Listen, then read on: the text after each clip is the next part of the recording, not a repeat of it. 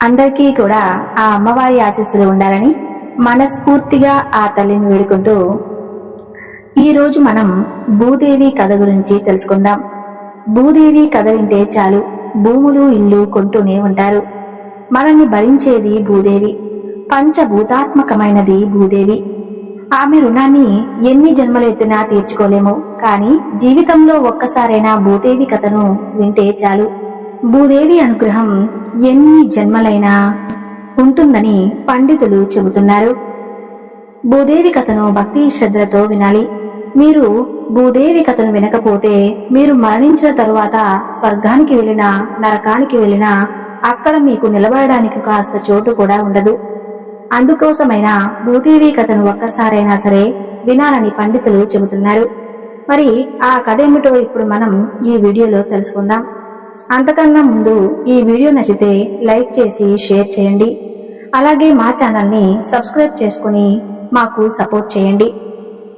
ఇక వీడియోలోకి వస్తే, పూర్వం ఒక ముసలి అవ్వ తన నలుగురు కొడుకులు కోడలతో నివసిస్తూ ఉండేది. ఆ అవ్వకు దాన గుణం ఎక్కువ. అలా దానాలు చేసి చేసి చివరకు తాను చాలా పేదరాలు అయింది. అయినప్పటికీ తన ఇంటి ముందుకు ఎవరు వచ్చినా ఏమీ లేదని పంపించేది కాదు. తనకు ఉన్నదానిలోనే ఎంతో కొంత దానం చేసేది. ఇది పెద్ద కోడలికి తప్ప మిగిలిన కోడలకు నచ్చేది కాదు. అవ్వ పెద్ద కోడలికి అత్తగారంటే చాలా ఇష్టం. పెద్ద కోడలు అవ్వ ఏమి దానం చేసినా ఒక్క మాట కూడా అనేది కాదు. చాలా మంచిది. ఇక అవ్వ విషయానికి వస్తే అవ్వ కూడా చాలా మంచిది.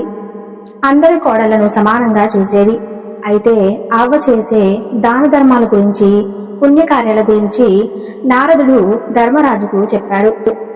నారదుడు ధర్మరాజుతో ఇలా అంటాడు: భూలోకంలో ఒక అవ్వ నీకు మించిన దాన ధర్మాలు చేస్తుంది. దాని కారణంగా ఆమెకు పదవిని ఇవ్వవలసిన పరిస్థితి రాబోతుంది అని పుల్లవేశాడు నారదుడు.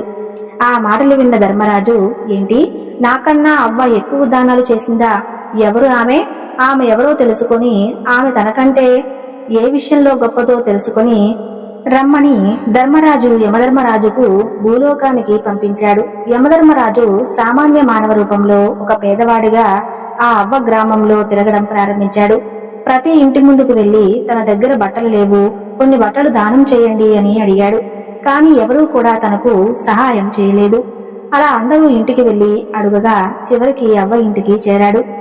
కానీ పేదవాడి రూపంలో ఉన్న యమధర్మరాజు అవ్వ ఇంటికి చేరేసరికి చాలా